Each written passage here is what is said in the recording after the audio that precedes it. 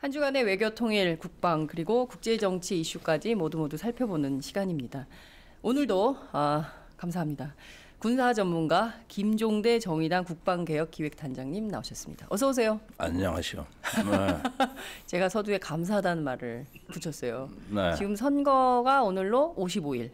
55일 남았죠. 네, 진짜 네. 두 달도 안 남은 이 바쁜 가운 촌각을 다툴 텐데 네. 이 와중에 저희 프로그램 너무 사랑하시니까 전직 종창 브라더스의 책임자로서 네. 책임지고 계세요. 그렇습니다. 뭐 선거는 55일 남았다고 하지만은 네. 국가의 생존과 안전 또 우리 한반도 상황은 더 긴박하기 때문에 네. 저는 우선순위가 오로지 북한만 바라보고 오로지 한반도만 바라보면서 멸사봉공 또 공공성에 우선을 두고 있습니다. 그렇군요. 어떤 당은 지금 뭐 선거 저도 좋으니까 네. 지금 공천 다툼하느라 정신이 없는데 정의당 국방개혁기획단장님은 역시 공공성. 언제나서나 나라 걱정. 거꾸로 뒤집어 말하면은 네. 공천에 자신이 있기 때문에 또 여유 있다는 뜻도 되는 것이죠. 그렇군요. 네. 알겠습니다. 전화로 많이 기다리고 계신 분이 계셔서 인사를 해야 될 것 같습니다. 이혜영 한신대 국제관계학부 교수님 전화로 연결돼 있습니다. 안녕하세요. 네, 안녕하세요. 아이고 네. 안녕하십니까 교수님. 네, 안녕하세요, 단장님. 예. 이렇게 전화로 뵙는 것도 나쁘지 않네요. 특이해요. 네. 네. 네.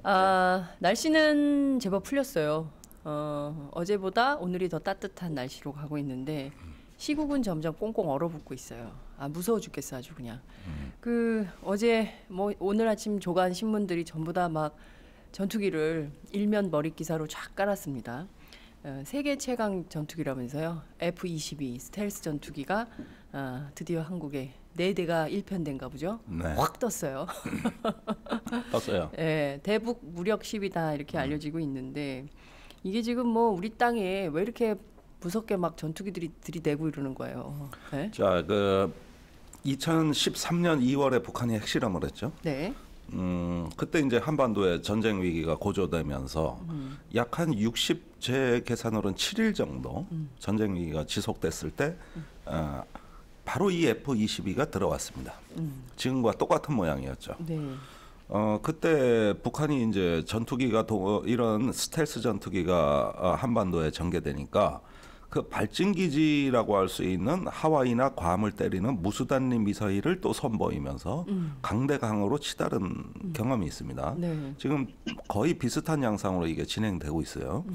그런데 그 F-22가 당시에도 제가 알기로는 2대 정도 뜬 걸로 알고 있는데 무력 시위가 끝나고 네. 미국이 갑자기 이상한 말을 하는 거예요. 뭐라 그랬죠? 2대 뜨는데 돈 66억 들었다. 니네가 내라? 한국 정부가 분담 좀 하자. 앞으로 추가로 보내려면 결국은 그래가지고 싱겁게 끝났어요. 무력 시위도. 그런데 똑같은 모양이 지금 진행되고 있는데 4대 떴는데 지금 4개? 4대 떴으면은 120억 들어요. 그럼 하루 딱 뜨는데 120억? 아니. 그리고 또 미국이 우리한테 얘기할 거 아니야. 니네 청구서 딱 올 거 아니에요. 아니 이게 네. 그때 우리 정부가 그냥 쌩깠지 안 냈어요. 안 냈어요? 네, 그래서 위기가 빨리 끝난 겁니다, 사실은. 돈을 안 내서? 안 내서. 그랬는데 그때 당시에 미국이 보상은 받은 게 있죠. 로키드 마틴과 보잉사 주식값이 폭등하기 시작했습니다. 이 위기 기간에 네. 30% 가까이 뛰었으니까. 네. 그래서 경제를 살린 거예요, 미국은.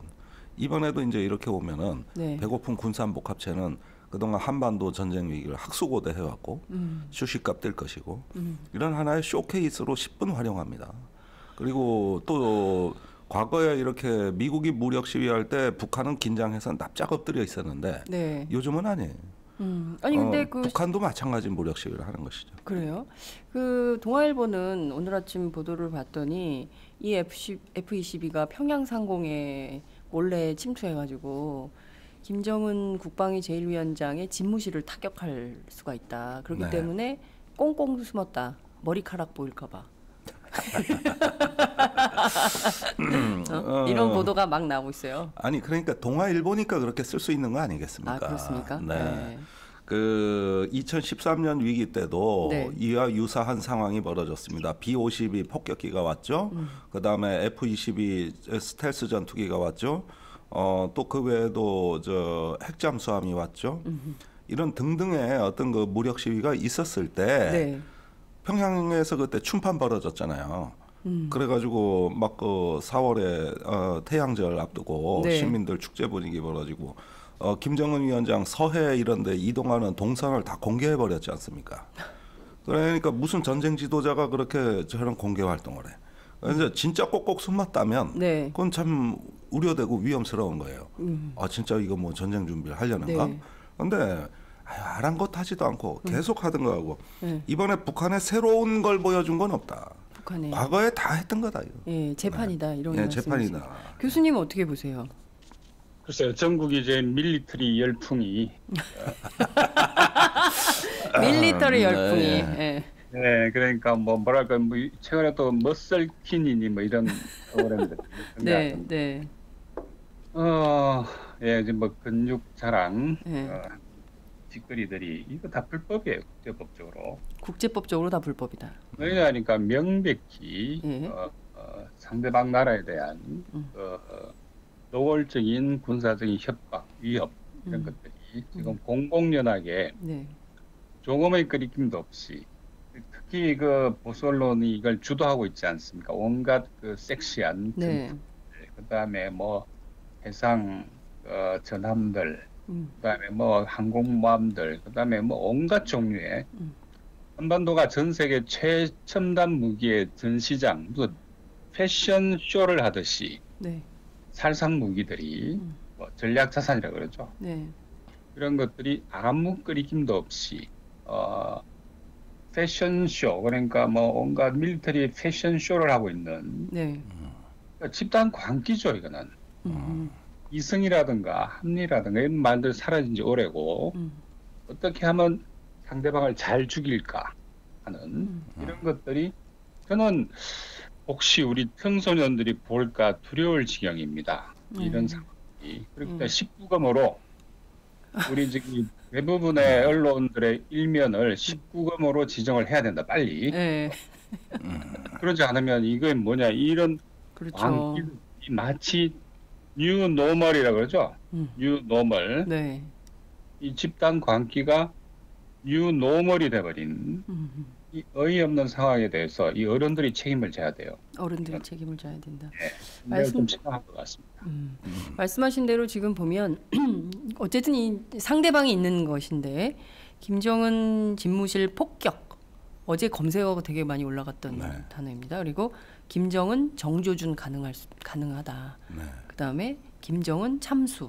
그러니까 어떻게 보자면 상대방을 최고적으로 모욕하는 이런 방식으로 가는. 물론 이제 이 성명전은 우리보다 북한이 먼저 했죠. 박근혜 대통령을 향해서 정말 입에 담을 수 없는 욕설을 퍼부었기 때문에 이것은 북한이 먼저 책임이 있다 이렇게 얘기할 수 있지만 이렇게 서로 상호 비방이 에스컬레이트 되면 이게 뭐 좀 처음에 말 대 말로 가다가 이게 행동 대 행동으로 가기 시작하면 이게 좀 걷잡을 수 없는 수준으로 가는 거 아니냐 굉장히 우려스럽다 이런 분들이 있거든요. 네, 그러니까 클라우제비치가 전쟁론에서 전쟁의 3.2일체를 얘기할 때 제일 첫 번째로 꼽은 게 네. 원초적 증오심이라고 그랬거든요. 원초적 증오심. 네, 그러니까 어떤 적개심, 증오심을 마구마구 불러일으키지 않으면 전쟁이 안 된다고 본 것이죠. 물론 그 뒤에 다른 전쟁의 요인도 있습니다. 그런데 남북한 간에 지금 감정적인 어떤 그 적대감, 네. 또 증오심 네. 이런 것들이 이제 계속 축적되고 더 강화되는 양상으로 가는 거. 이거는 어떤 전시 상태 또는 군사적 긴장을 유지하는 데 있어 매우 필수적인 사항입니다. 그런 것들을 통해 가지고 또 지금의 긴장이 합리화되는 것이죠. 네. 더불어서 이 긴장 이후에 닥칠 세계에 대해 예측하고 전망하면서 우리가 그 다음에 보다 미래를 생산적으로 이걸 결실을 맺는 이런 위기 관리에 상당히 걸림돌이 되는 것이죠. 왜? 감정적이기 때문입니다. 박근혜 대통령은 이제 북한의 체제 전환, 또 정권 교체를 이미 말을 하고 있습니다. 그렇습니다. 상당히 그 북한 정권으로서는 오도 가도 못하게 가둬놓고 그 다음에 압박해서 내리치는 형식. 네. 이거는 뭐 박근혜 대통령이 남북 관계 길게 생각할 거 없다. 딱 한 번 싹쓸이판으로 끝내자. 싹쓸이판. 싹쓸이판으로 네. 거기에 판돈 다 걸겠다. 이런 식의 짧은 호흡이거든요. 예. 임기가 2년 남아 있는 거에 2년도 안 비교해도 남았죠. 예.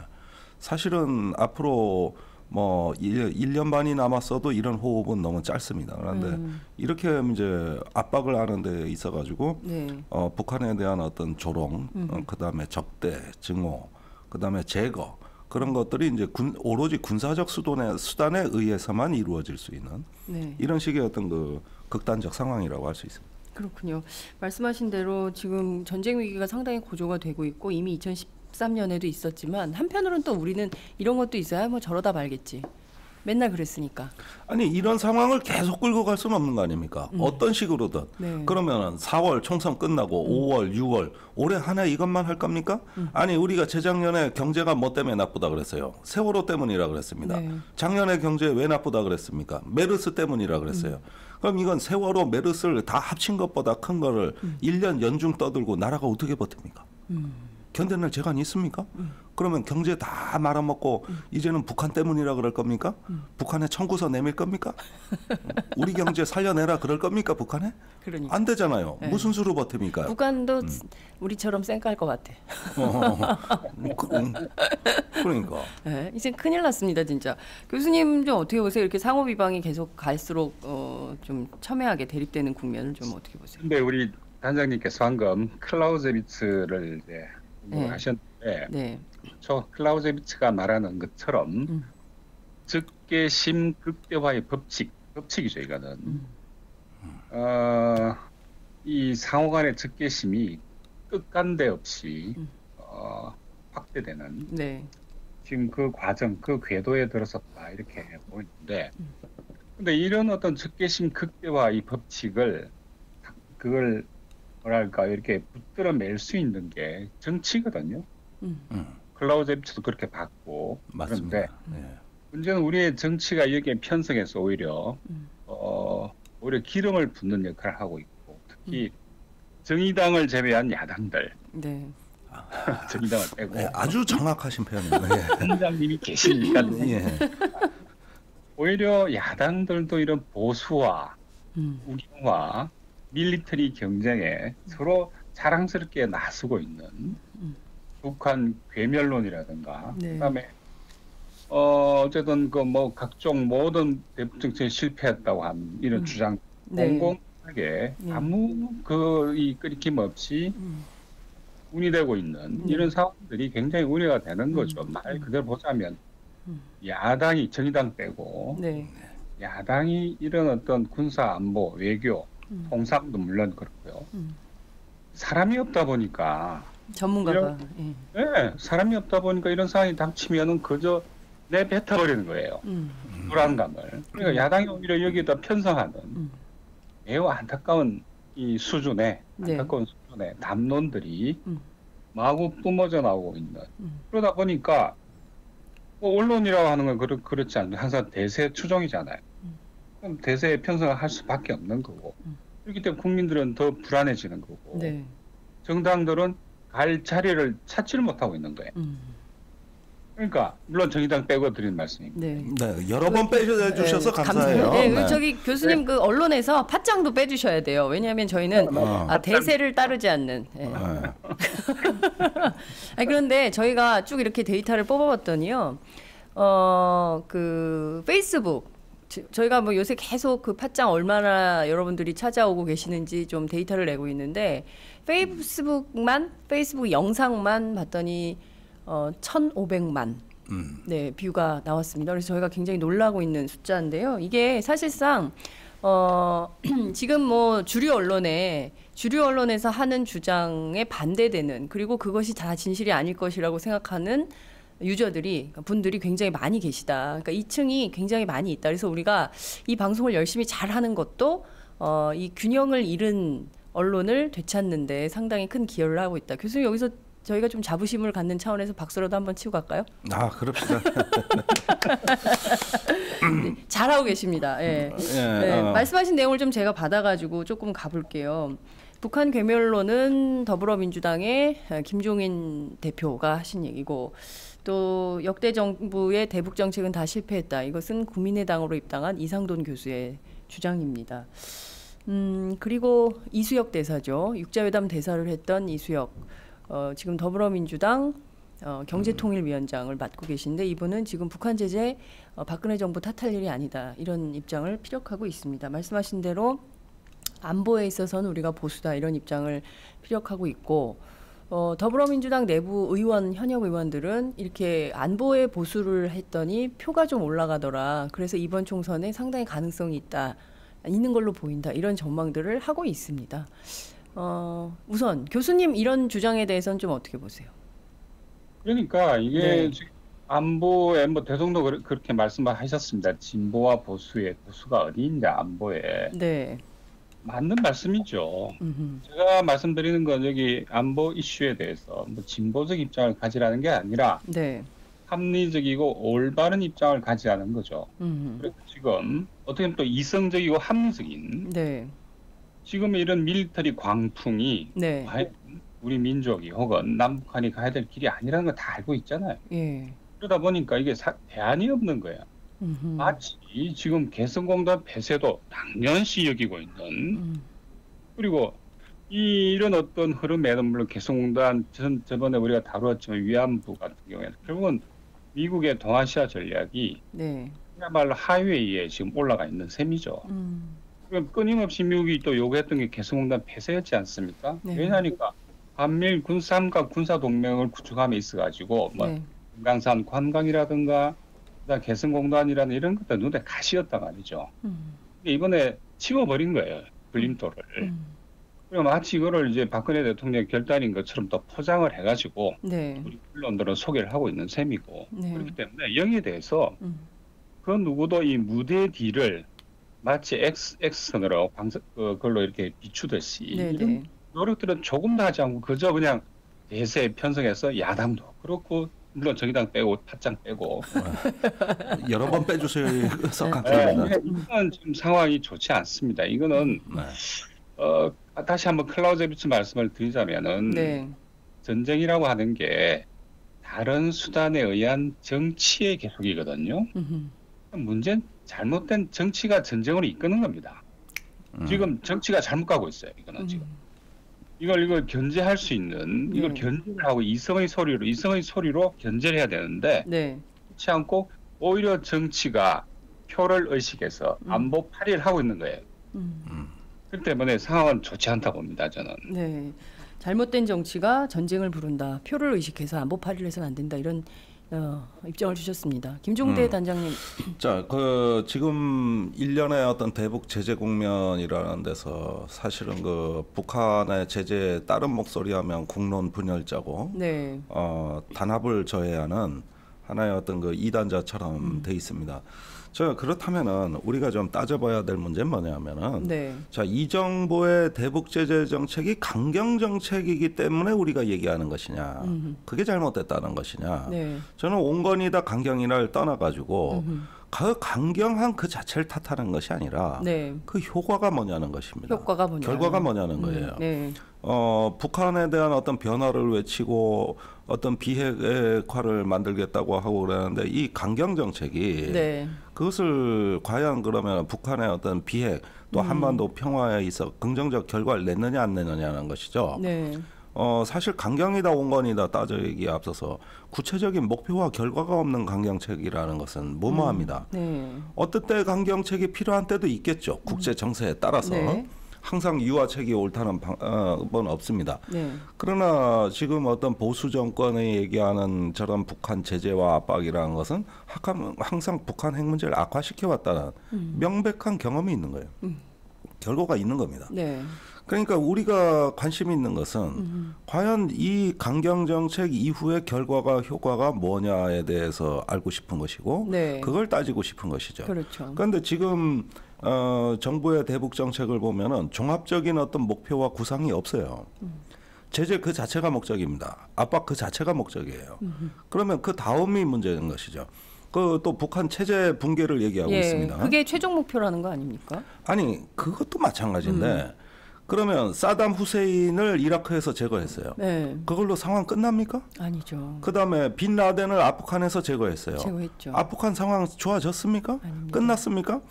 자, 저기 어떤 하나의 체제 전환이나 정권 교체라고 있는 것이 네. 그 다음에 수반이 되는 더 무정부적인 상황이 됐을 때 그 뒤에는 누가 책임지는 거예요? 루안다나 콩고 같이 내전 상황으로 가면 어떻게 되는 겁니까?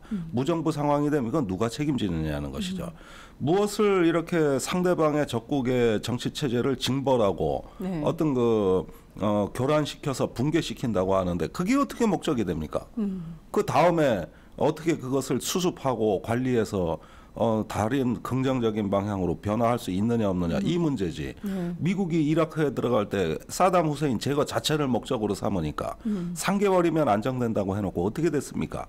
2003년에 들어가서 지금 2016년, 13년이 지난 오늘날까지도 수습을 하기는커녕 더 악화시켜서 그러니까. 그래서 IS가 나온 거 아닙니까? 그렇죠. 시리아 난민까지 해가지고 중동이 다 지금 난리가 난 거지 않습니까? 그러니까 그죠? 더 한번 커졌어요. 불장난 해놓으면 사실은 밉더라도 예. 어쩔 수 없이 상대방을 대화의 상대로 인정해야 되는 그런 국제 정세란 건 있는 거거든요. 그런데 예. 이걸 제거해버리고 나면 그 다음엔 어떻게 합니까? 북한이 무정부 상태로 가야 됩니까? 그리고 부근계시키면 우리 주도로 통일할 수 있습니까? 뭘 수습할 겁니까? 그러니까요. 정말 말씀하신 대로 지금 생각해야 될 게 한두 가지가 아닌 상황에서 대통령이 어쨌든 국정연설에서 체제 붕괴 얘기를 했기 때문에 대통령 중에 처음이에요. 북한 체제 붕괴를 꺼낸 그렇죠. 대통령, 박근혜 대통령 처음이고. 그리고 이것뿐만이 아니라 그 개성공단 임금과 관련해서도 전날 홍영표 장관이 국회에 출석해가지고 확증이 없다라고 했는데 또 자금이 흘러 들어가고 있다 이런 얘기를 했어요. 아니 그 자금이라는 게 지금 북한으로 가는 모든 자금은 다 핵개발 자금이 돼 있는 거예요. 그래서 또 나온 지시가 뭡니까? 네. 해외 북한 식당 가지 식당 마라. 가지 마라. 예. 네. 식당에서도 돈이 흘러 들어간다. 이게 중앙당으로가 핵개발 자금으로 쓰인다. 네. 이 얘기 아닙니까? 네. 그다음에 저기 인도주의 교류도 하지 마라. 네. 그래서 영유아 지원도 끊어버리라고 하는 겁니다. 네. 그게 애들, 북한 아이들. 이유식 같은 거, 네. 우유 이런 거 주지 마라. 그래가지고 신락같이 이어지던 인도주의 사업도 다 중단하라는 대통령 지시가 지난 1월 22일 날 외교안보부처 합동업무보고에서 나왔습니다. 네. 이미. 네. 예. 네. 그러면은 말씀하세요. 네. 예. 저기 평양냉면하고 함흥냉면을 먹는 건 이제 이적 행위가 되는 거죠. 그렇죠. 큰것 같습니다. 문제는. 네. 그러니까 과거에 드골이 프랑스에 네. 드골. 예. 드골 대통령이 재미난 말을 한 적이 있는데 음. 치즈죠. 치즈 네. 맛이 200가지가 넘는 나라는 정복할 수 없다. 그러니까 최후의 적주의가 아무리 성해도 네. 그 해당국의 그 입맛까지는 정복할 수 없다. 그런 이야기인데요. 네. 네. 그래서 그 생각을 해보니까 아차, 이 큰일이구나. 이제 평양냉면하고 아니 냉면 좋아하는데.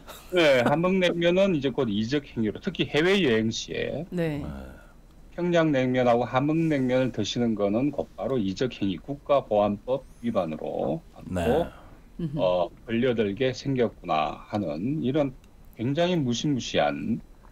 그러니까 이게 체제 붕괴론 이거는 사실상 보면 국제법적 유엔 헌장 위반이에요.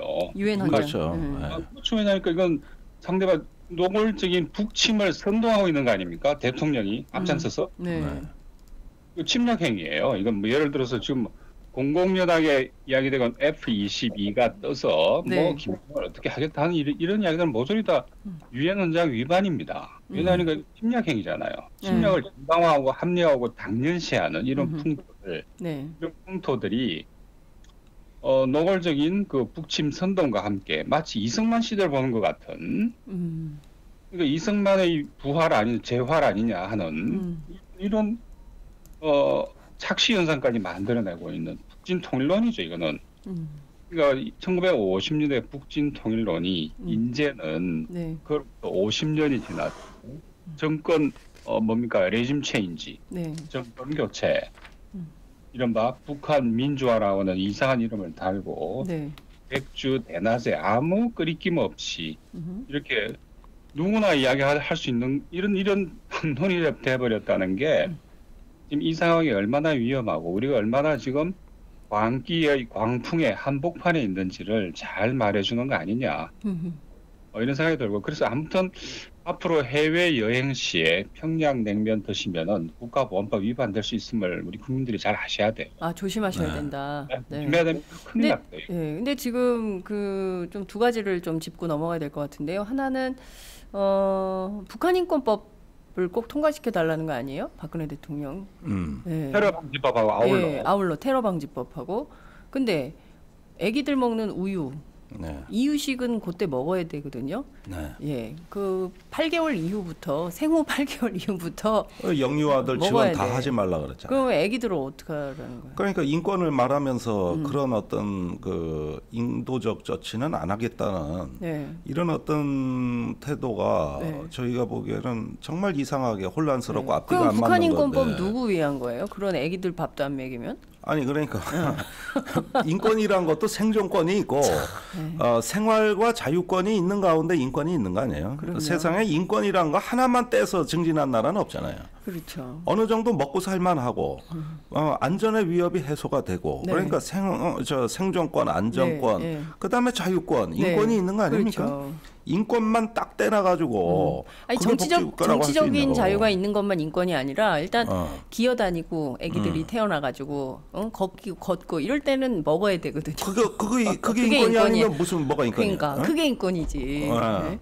그러니까 쫄쫄 굶어가지고 아주 굶어 죽여버려라 이래놓고 인권 개선하겠다 이렇게 해놓으면 그건 사실 이 북한 인권법이라는 게 네. 원래 통과된 게 미국입니다. 조지 부시 대통령 때 2004년에 통과됐잖아요. 그렇습니다. 그러니 한국도 해야 된다는 여론이 지금 10년이 넘게 있는 거 아닙니까? 예. 그런데 미국에서 북한 인권법 통과시켜서 무슨 인권이 개선됐습니까? 북한 주민이 이 법으로 인해서 얻은 혜택이 도대체 뭡니까? 오히려 네. 이 미국에서 만든 북한 인권법은 북한 인권에 상당히 역행하는 작용을 합니다. 예컨대 네. 이 인권법의 핵심은 미국이 탈북자를 망명자로 받아들이겠다는 내용이 가장 핵심이었어요. 네. 그런데 안 받아들였잖아요. 그렇죠. 1년에 10명 안 받아들였잖아요. 그러니까 10년에 100명밖에 안 받아들였어요. 네. 그러면 이 법을 믿고 탈북한 사람들이 있는 겁니다. 북한에서. 네. 갈 데가 없어지는 거죠. 그리고 속았다고 생각할 거 아닙니까? 그러니까 이런 식의 인권법이 북한 인권에 대해서 뭘 바꿨는가를 한번 생각해 봐야죠. 그런데 우리 인권법은 무엇을 바꿀 수 있느냐 하는 네. 겁니다. 우리 아니. 인권은 그 북한 비판하는 단체들 있잖아요. 네. 반북 단체들 거기 예산 지원하는 내용이 핵심이에요. 그것도 핵심이지. 그러니까 이 지금 참 작은 말이죠. 예. 저기 미국에서 북한 인권법을 만들 때 네. 그 당시 미국 네오콘의 아주 주요한 핵심 인사가 한 말 기억이 나요. 뭐라고 이야기했냐면은 북이 핵 가지고 저러고 있는데 좋다. 그러면은 어디 보자. 그럼 애들한테 플루토늄 먹일 거냐? 그러니까 방금 말씀하신 그거 것처럼 못 먹어요, 교수님. 플루토늄은 먹고 살 수가 있는 게 아니잖아요. 그럼요. 예. 굶겨주기했다는 이야기죠. 왜냐니까 군사적 수단을 동원해서 어떻게 보면 마땅한 제재 수단이 없는 거 아닙니까? 왜냐니까 모든 유엔 결의안은 비군사적 방법에 의한 제재입니다. 네. 그러니까 좋다 그러면은 굶겨주기했다는 거죠. 그 발상이 이번에 대통령의 입에서도 지시에 의해서 애들 이유식, 영유아, 우유, 분유 이거 다 끊어라. 이 말은 굶겨주기자는 이야기죠. 그 말은 동시에 지금 온갖 근육질에 온갖 최첨단 무기들 지금 무슨 전시장에 온 것처럼 난리인데 이건 결국 과시용입니다. 그렇게 따지자면은 네. 지금의 이 흐름들은 2000년대 초에 미국에서 그 네오콘들이 했던 것처럼 굶겨주기자는 거죠. 핵심은. 마찬가지입니다. 우리 인권법도 그 발상의 기제에 놓인 인식론적인 그 근저에는 네. 굶겨주겠다. 결국에는 인권법이라고 하는데 상당히 비인도적인 내용을 담고 있다면 이것도 사실 우리 국민들이 이게 진짜 뭘 위한 것인지 잘 들여다보고 찬성 반대 여부를 결정을 하셔야 되겠다 이런 생각이 좀 듭니다. 정말 진짜 말씀하신 대로 무슨 정글 같아요. 네, 무서워 죽겠어요.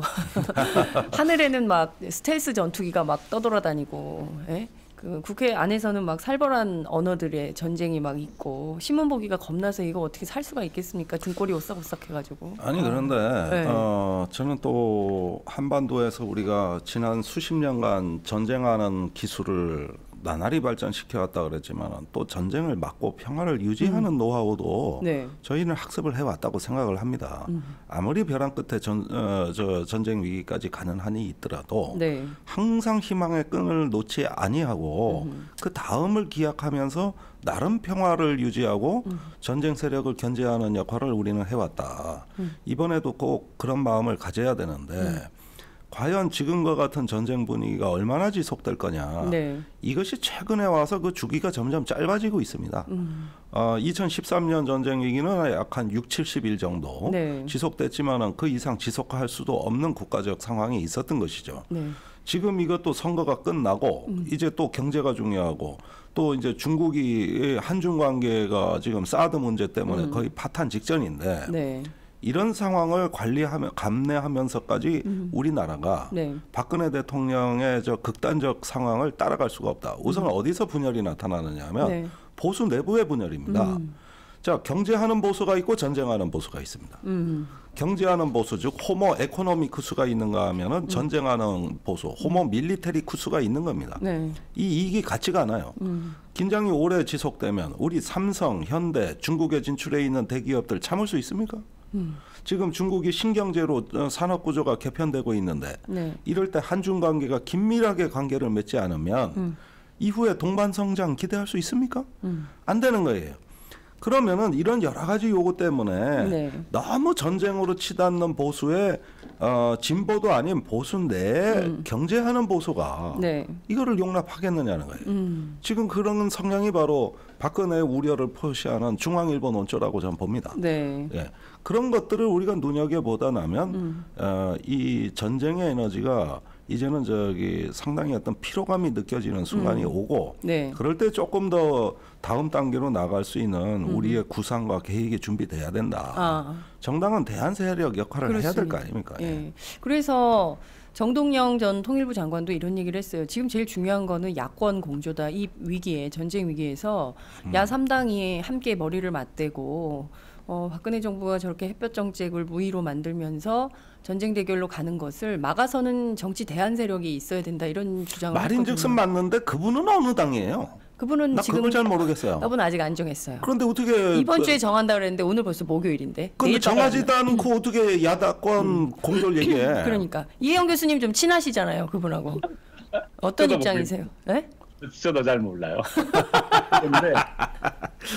그런데 그 정동영 전 의장이 말씀하신 건 뭐 원칙적이고 네. 야당이 야권이 이 안보 이 밀리터리 국면에서 좀 자리를 좀 제대로 좀 잡아라 포지션이 있어가지고 그렇죠. 뭐 주문은 누구나 할 수 있는 거죠. 그 자체는 합리적인 목소리를 대변했다고 보는 거고 그런 네. 면에서 보자면은 지금 국민의당도 그렇고 그다음에 더민주당도 그렇고 이 양당이 안보 보수화를 자랑스럽게 지금 내걸고 있을 국면이 아니다 지금. 그리고 그런 인물들을 통해서 지금 절제되지 않은 말들이 마구 쏟아져 나오고 있는데 이것 네. 또한 야권이 안보나 이런 외교 이슈에 대해서 자기 목소리를 잃어버리는 과정인 거지. 이게 지금 제대로 야권의 자기 정체성을 확보하는 과정이 아니라고 하는 거죠. 그런 면에서 본다면 지금 빨리 정신 차려야 됩니다. 그 야권이 안 하고 있으니까 이 발언을 대신해 주는 사람이 있어요. 중국의 왕이 외교부장이 어제 이런 얘기를 했어요. 대신해줘. 우리 대변인 같아요. 어제 호주 외무장관을 만났더라고요. 줄리 비숍이라는 분을 만났는데 끝난 다음에 기자회견을 했어요. 네. 호주 장관 만나가지고 한반도 얘기를 해. 뭐라 그랬냐면은 제가 읽어드리겠습니다. 중국은 비록 한반도 핵 문제에 책임이 있는 것은 아니지만, 그러니까 책임은 없지만 육자회담 의장국으로서 한반도 비핵화를 실현해야 되기 때문에 북미 간에 있는 정전협정을 평화협정으로 바꾸는 것을 동시에 추진할 것을 제의한다. 네, 그러니까 지금 싸우지 말고 지금 먹고 살기도 다들 힘들고 지금 세계 경제가 불황이고 마이너스 금리 하고 있고 다 어려운데 그러지 말고 평화협정 체결해서 하면 안 되겠냐 이런 제안을 했어요. 물론 이제 그 전날까지는 사드 배치와 관련해서 굉장히 강경 공세를 하고 있죠.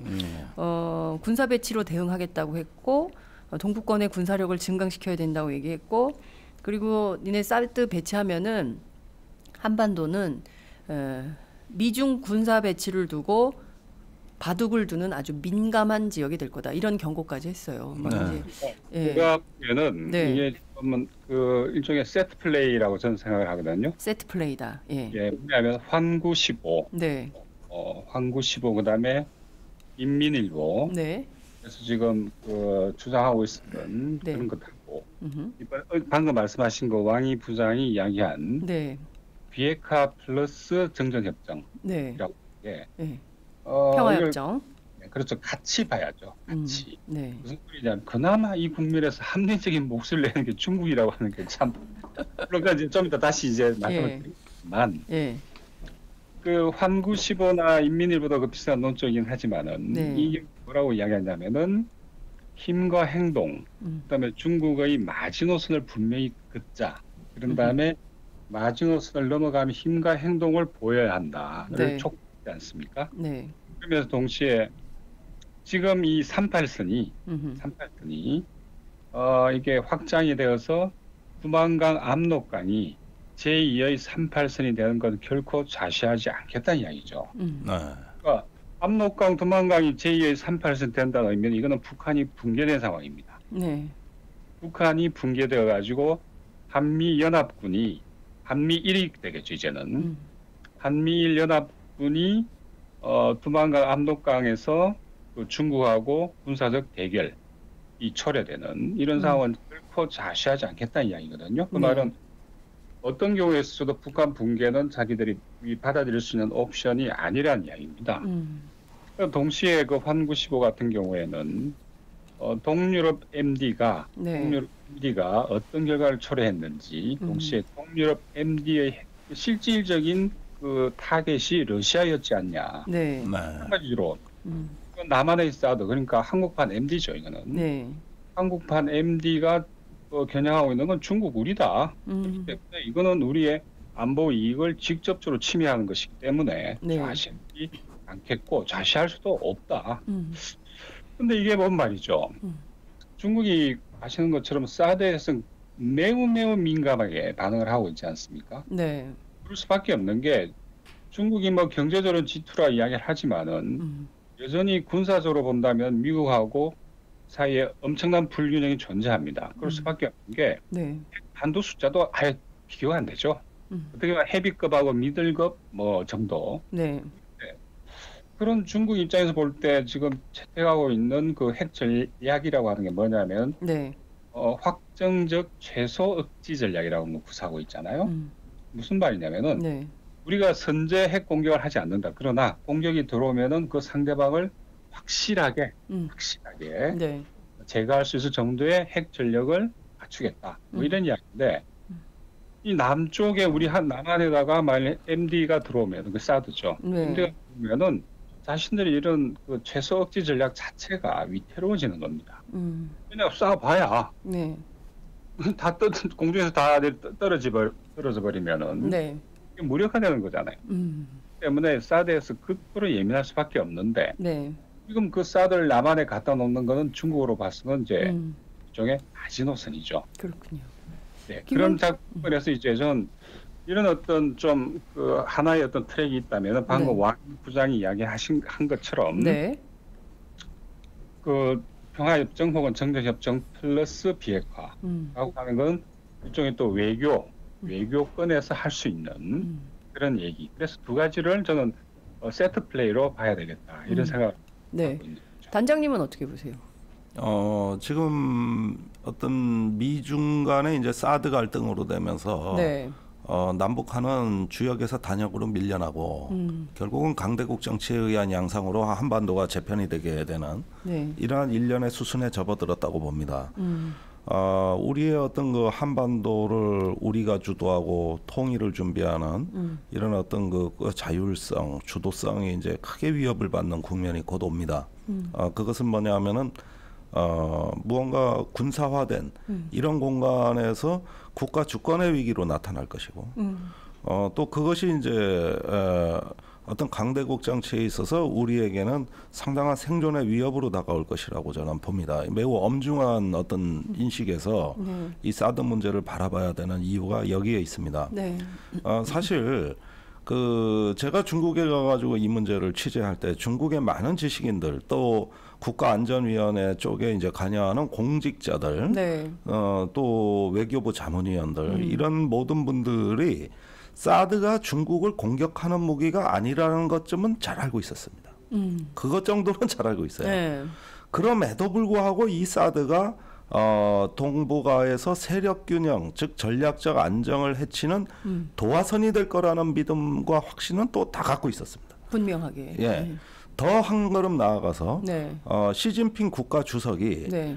한국의 사드 배치가 바로 미국에 대한 어떤 감정이 폭발하는 도화선으로 작용하고 있다는 상당히 감정적 접근까지도 하고 있습니다. 그런 만큼 이 사드에 대해서는 한국보다는 어떤 중국 내에서 그 중국의 종편이라고 얘기할 수 있는 CCTV가 네. 하루 종일 틀어주는데 제가 그걸 보고 상당히 놀랐는데 네. 그 작년입니다. 근데 올해는 그런 기운이 완전히 이제 강화되고 학습돼서 네. 이제 한반도의 사드가 어떤 파국적 이미지를 구성해내고 있다. 이렇게 할 수가 있는 것이죠. 그런데 이렇게 어떤 보면은 사드는 정치화된 이데올로기 무기입니다. 이것이 군사적인 무기로선 사실은 네. 당장 지척에 있는 북한 핵미사일에 대해서 네. 어느 정도의 방어력을 발휘할 수 있느냐, 그 군사적 효용성에 대해서는 사실은 아는 사람도 별로 없어요. 군사적 효용 그게 제일 큰 문제 아니겠어요? 그러나 정치적 그 이데올로기 효과는 큰 것이죠.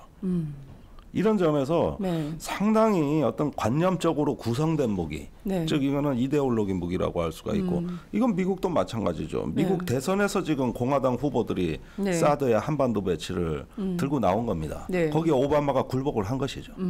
이렇게 다 선거판에 서 있고, 네. 그리고 중국은 이제 들어올 때만 기다려서 지대한 미사일 전략을 또 전진 배치하겠다는 건데, 여기서 한 가지 조금만 말씀이 길어져 죄송합니다만, 중국의 지대한 미사일 이러면은 전 세계의 지대한 미사일 체계를 갖고 있는 나라는 중국밖에 없습니다. 미사일로 해양에서 방어하는 네. 이런 나라죠. 그런데 그 주요 미사일 기지가 백두산 후면에 그 중국 쪽에 그 모종의 장소에 지금 미사일 기지가 있습니다. 그런데 마침 북한도 요즘 미사일 기지를 백두산 쪽으로 많이 옮겨놓은 상태입니다. 사일로가 구멍이 여러 개가 뚫렸는데 어느 게 미사일 사일로인지 우리가 식별을 못 하고 있습니다. 지금 구멍을 10,000개 이상 뚫어놨다 그러는데 백두산인 그래. 예.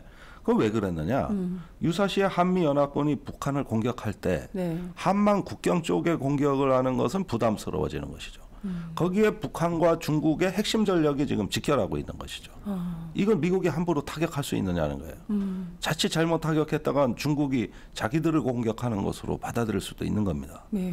이런 전략적 포석이 지금 진행되고 있고, 네. 그것이 결국은 하나의 어떤 유사시의 어떤 북한의 정권과 체제의 안전을 도모하는 이런 어떤 유력한 군사 전략으로 가고 있는 겁니다. 그런데 우리가 지금 사드를 배치한다 한들 네. 어느 구멍에서 어디서 무슨 미사일이 튀어나올지 모르는데 그거 어떻게 방어하고 있습니까? 어떻게 방어하고? 사드가 그런 무기입니까? 솔직히 아니잖아요. 예, 지금 그러니까 막 여러 가지 문제들이 착종돼 있어가지고 국민들이 분간하기도 좀 어려운 상황인 것 같아요. 사드 무기가 도대체 어떻게 생긴 건지, 이게 오면 어디에 제대로 아는 놈 하나도 없어요. 국방부 포함해서. 우리나라만 그런 거예요? 아니면 미국도 그런 거예요? 미국이 그래요. 미국이? 아니 우리는- 보십시오. 저기 네. 이 사드라는 무기는 원래 몇 번의 변천을 겪어왔습니다. 원래 이런 식의 사드 무기가 아니었어요. 네. 원래 사드는 뭐냐면은 미국의 적국 중국과 러시아가 미국의 미사일 방어망을 돌파하기 위해서 다탄두 로켓을 만들었단 말이죠. 네. 그러니까 미사일의 탄두가 여러 개가 쪼개져서 나오는 네. 이게 MD 돌파형으로 개발이 된 겁니다. 그러니까 미국에서 그 대응 무기로 개발된 건 뭐냐면은 다탄두 요격 무기입니다. 그러니까 사드가 지금 원래 모델은 뭐냐?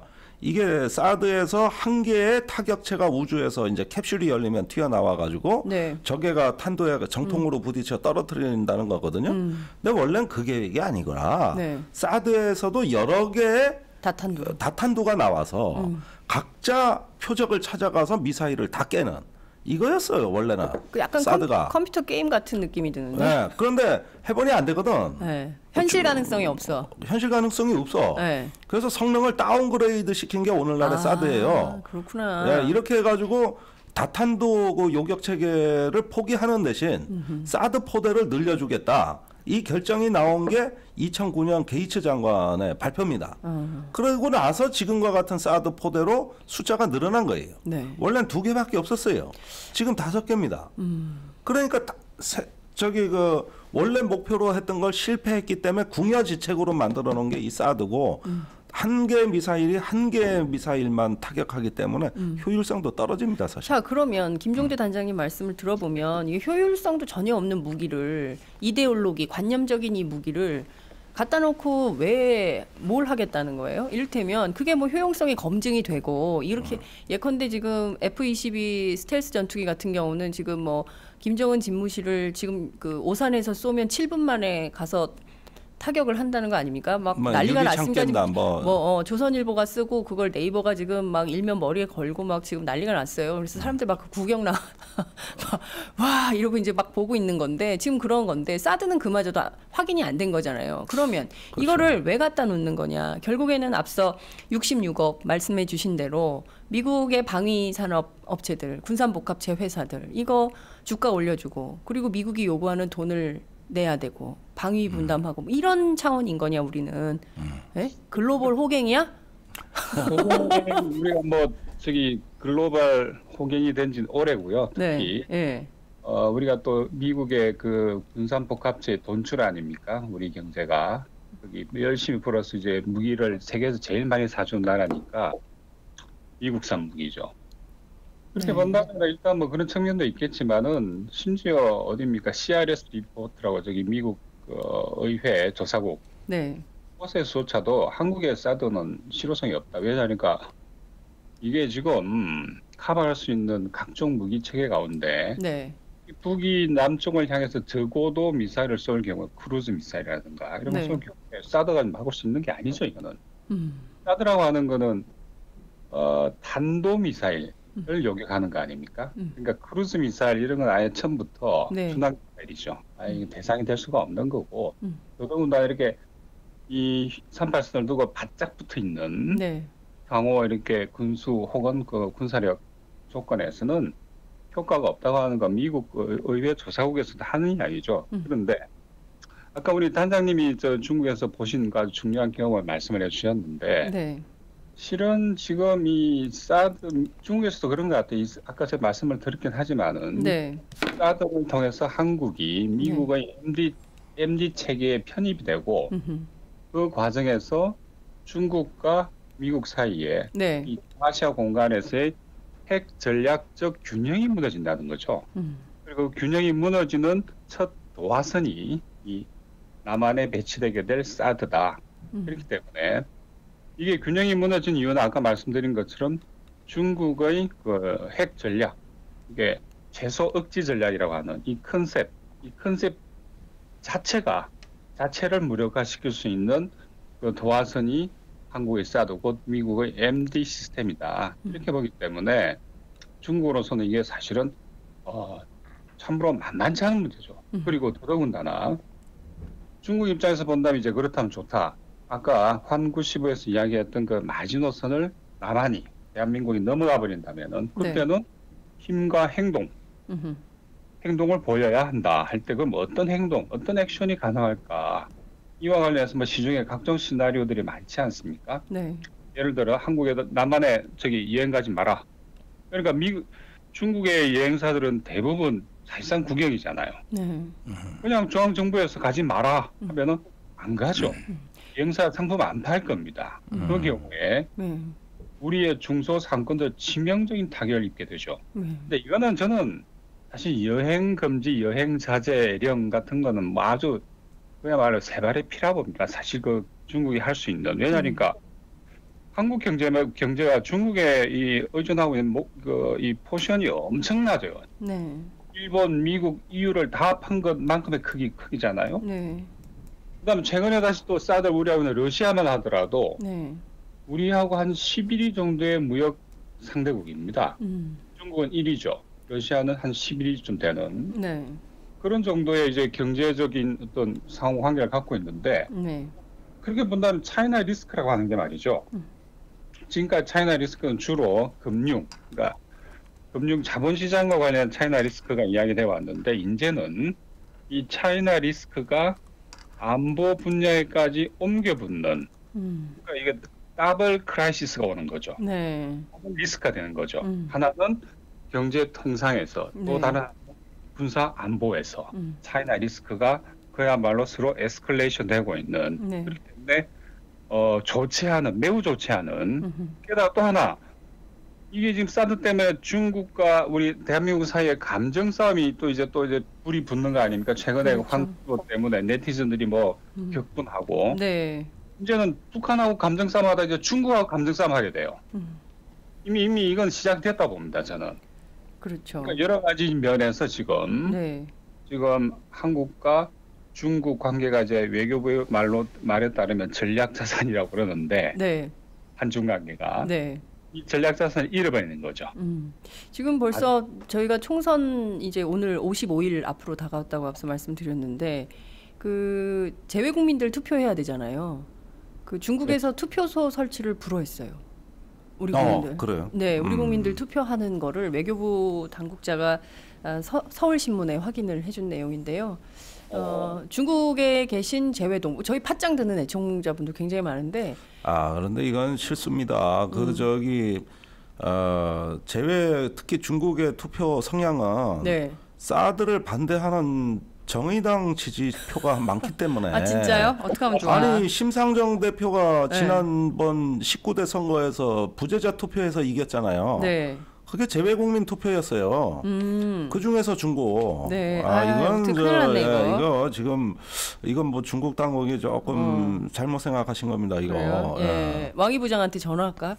아니 그러니까 그걸 오히려 더 활성화해야 지금 전략적으로 유리해지는 것이지. 네, 네. 이건 있을 수 없는 일이에요. 이건.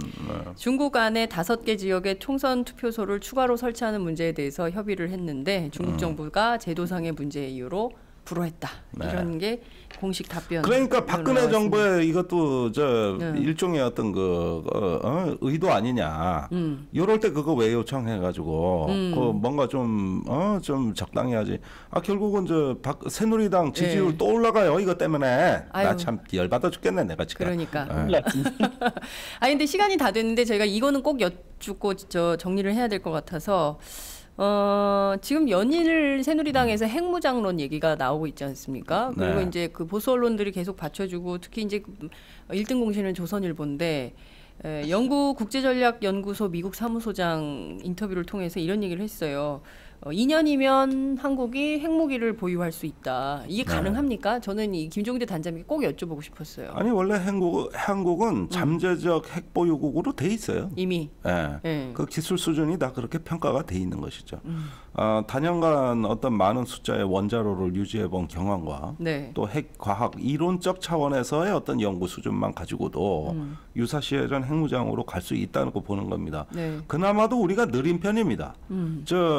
대만이나 일본은 마음만 먹으면 불과 몇 개월 안에도 핵을 보유할 수 있는 우리보다 더 앞서 나가는 상황이죠.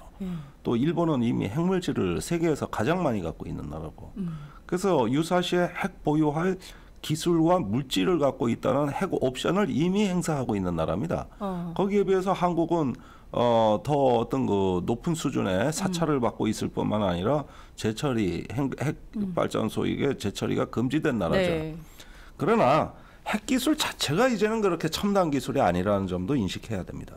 그러니까 마음만 먹으면 적어도 웬만한 중견 국가들은 다 핵을 개발할 능력이 있어요. 그렇게 어려운 기술도 아니죠. 네, 그렇군요. 뭐 별로 저는 굉장히 심각한 문제라고 생각했는데 그래서 우리가 핵을 가질 수는 있는 겁니까? 그럼 불가능한 거잖아요. 불가능한 거잖아요. 물론 요즘 박근혜 대통령 하는 거 보면 항상 상상을 초월하는 얘기를 하시니까 그럴 수도 있겠다는 생각도 들어요. 사람들은 그런 생각하죠. 그다음에 네. 저 개성공단 근로자들 월급 떼가지고 북한 핵무기 개발 자금으로 썼다면서요. 네. 우리 월남전에 간 우리 저 장병들 군무원들 월급 그러면은 70년대. 70년대 네. 거기서 떼가지고 핵 개발한 게 누굽니까? 아버지. 아버지잖아요. 네. 그때 그 월급 삥 뜯어가지고. 삥 뜯어가지고. 삥 뜯어서 한 거 아닙니까? 네. 미군이 주는 월급 중간에서 네. 삥 뜯고 나머지만 줬잖아요. 네. 지금 북한이 하고 있는 거 이미 우리는 더 앞서서 70년대. 70년대 더 앞서서 실천했던 나라 아닙니까? 네. 뭐가 다릅니까? 그러니까요. 네. 예. 그래놓고 이제 와서 북한만 욕하는 그런 건가요? 그래서 핵 개발 다 해가지고 결국은 뭐냐고 미국한테 혼났잖아. 미국한테 혼나고 네. 그렇게 했는데 네. 다 해본 짓이잖아요. 새삼스럽게 네. 얘기하냐 이런 말씀 주셨습니다. 근데 저희가 이제 그 지난 1월에 북한의 핵실험 이후에 지속적으로 팟짱에서 이 논지와 의제를 말씀드리고 있는데 결국 북한이 원하는 거는 북미 수교, 왕이 부장이 얘기했던 정전협정을 평화협정으로 하고 우리를 좀 인정해달라라는 거 아니겠습니까? 그리고 대화로 풀자. 우리가 심지어 이렇게 핵실험하는 것은 결과적으로 노이즈 마케팅을 통해서라도 미국 대선에서 북한 문제를 이슈화하고 그리고 자기들의 생존권 문제를 보장받기 위한 뭐 이런 거 아니냐. 결국 대화하자. 북미 대화, 북미 수교에 있는 거 아니냐. 그런데 우리가 괜히 거기서 흥분해가지고 막 7분 만에 타격 막 이런 걸 하면서 하는 거 아니냐. 그래서 분명하게 좀 그 얘기를 정리를 해야 될 것 같아요. 북한의 요구 그리고 이걸 어떻게 풀어야 되는지. 아니 김정은 위원장은 이제 작년부터 이제 곧 북미 평화협상이 시작될 것이다. 네. 이제는 평화협정의 어떤 단판이 열리는 시기다. 이렇게 이제 내부의 사상 교육을 해왔고 네. 이 핵 개발의 어떤 모든 목적은 평화협정 체결이라고 얘기를 해왔습니다. 그런 점에서 그 지금에 와가지고 어떤 하나의 도박과도 같은 이런 어떤 승부순을 거는 거는 맞습니다만은 저는 북한 당국에도 좀 얘기를 하고 싶은 게 네. 북미 간의 적대 관계를 해소하고 수교를 해서 협정을 맺는 것은 분명히 좋은 일입니다. 그런 것들은 우리도 지지하고 나름대로 그 의미에 대해 가지고 긍정적인 요인이 있다는 걸 충분히 알고 있습니다. 네. 그런데 굳이 핵 개발이라는 방식에만 의하지 말고 어떤 군사와 외교를 병행해서 할 말이 있으면 육자회담에 나오고 네. 아니면 옆에 그 동반자인 중국이 있고 우리 이렇게 체제 어렵다. 우리 이렇게 안보가 불안하다. 자기 입으로 얘기를 하라는 거예요. 힘들면. 그것도 나와가지고 또 남북 관계에도 마찬가지고 말이죠. 그런 것들을 갖다 허심탄회하게 얘기하고 외교로서 풀어나가려는 노력이 최근에 북한도 거의 등한시한 상태에서 오로지 그 핵무기에 매달리는 형국으로 이렇게 나가면은 네.